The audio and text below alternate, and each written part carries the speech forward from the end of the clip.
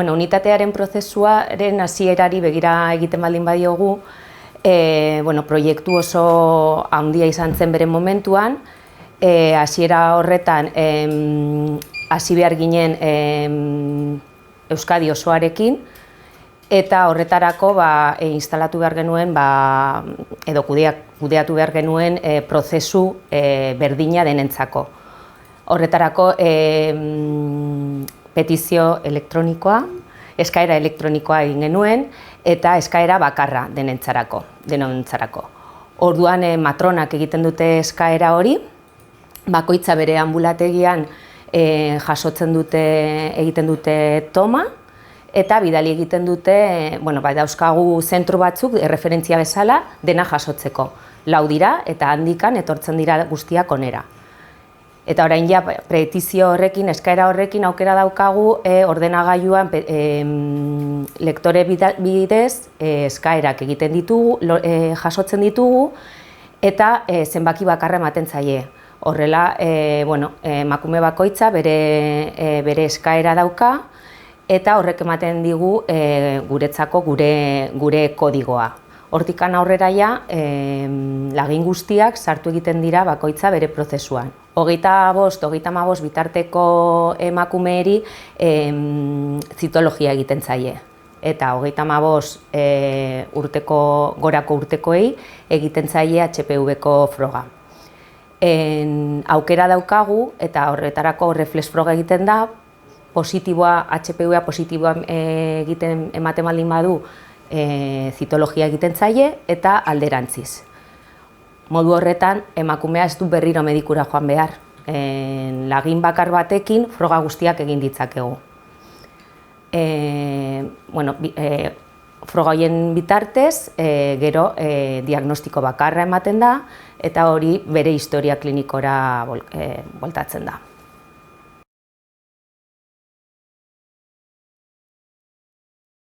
Gure unitateak puntako teknologia lortu zuen, eta baditugu ekipo batzuk HPV froga egiteko, ekipo automatikoak dira, eta horrek eskura ematen digu laginak denbora gutxian diagnostiko bat izatea. Bestalde, zitologiarako beste ekipo batzuk ditugu, zitologiako prozesua luzeagoa da, eta ekipo horiek laguntzen gaituzte alde batetikan lagina prozesatzen, baina beste alde batetikan diagnostikoa emateko dauzkagu robot batzuk, inteligentzia artifiziala erabiltzen dutenak, eta hau hemen ikusten duzutenak, hau oraindikan ez dago balidatuta, baina horretan gabiltza.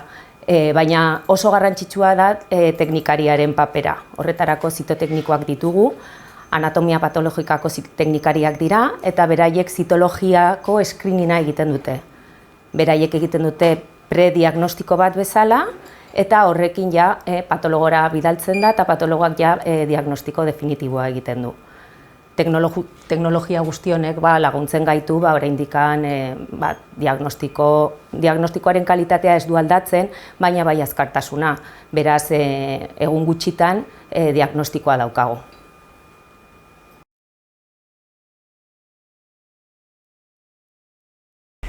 Zerbizeko baheketaren helburua da umetoki-lepoko minbizia prebenitzea. Minbizia ia kasu guztietan infekzio batek eragiten du, eta infekzio hori giza papilomaren birusak sortzen du. Infekzio horrek normalean urte asko behar izaten ditu minbizia eragin arte, eta normalki aurreko lesioak sortzen ditu. Baheketan lesio horiek detektatu nahi dira, tratatzeko eta aurrera ez egiteko. Beraz, emakume batek baheketa froga alteratuta duenean, horrek ez du esan nahi minbizia izateko arriskua handia duenik, baizik eta lesio horiek izateko arriskua handiagoa duela. Hori gertatzen denean, emakumea gure kolposkopia konsultara etorriko da, eta han ikusiko dugu lesioak dituen ala ez. Gure konsultan jarraipena egingo diogu infekzioa desagertu arte, eta bitartean lesioaren bat agertzen baldin bada, guk goiz diagnostikatuko eta tratatuko dugu.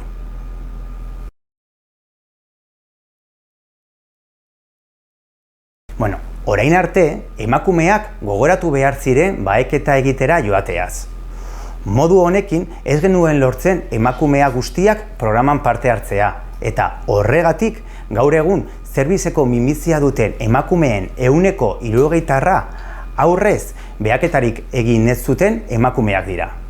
Momentu honetan aldaketa izaten ari da eta emakumeak aktiboki gonbidatzen ditugu, baheketan parte hartzera gogoratzen tokatzen zaiela froga errepikatzea, bularreko eta koloneko programan bezala.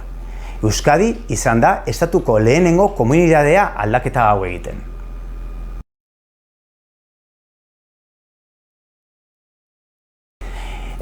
Arrisku handiko giza papilomaren birusa sexu transmisiozko infekzio bada. Munduaren sexu transmisiozko gaixotasunik ohikoena da. Eta biztanleen 80%ak daukagu birus hau gure gorpuntza momentu batean. Normalean, botatzen dugu hurrengo hilabetetan edo bat, 2 urtetan, baina gauza bat argi eduki behar dugu. Froga positiboa izateak ez du esan nahi pertsona hori duela gutxi infektatu denik. Denborarekin ikasi dugu batzuetan gure gorputzak birus hau ez duela botatzen, baizik eta gure sistema immuneak infekzioa kontrolatzen duela, bota gabe, kasu horietan lo uzten dugu birusa, latentzia egoeran. Birusak lo dagoenean ezin du lesiorik eragin eta probetan negatiboa ematen du. Horregatik, latentzia honengatik froga positibo batek ez du esan nahi duela gutxi kutsatu garenik, aurrez beste froga negatibo bat izan ere.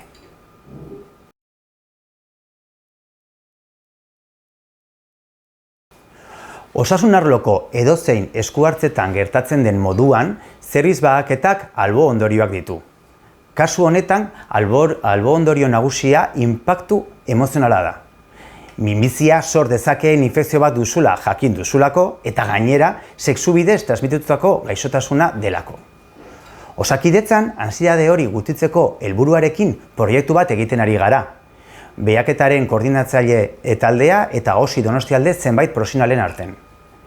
Hainbat bideo diseinatu ditugu emakumeek dituzten galdera ohikoei modu erreza erantzuten.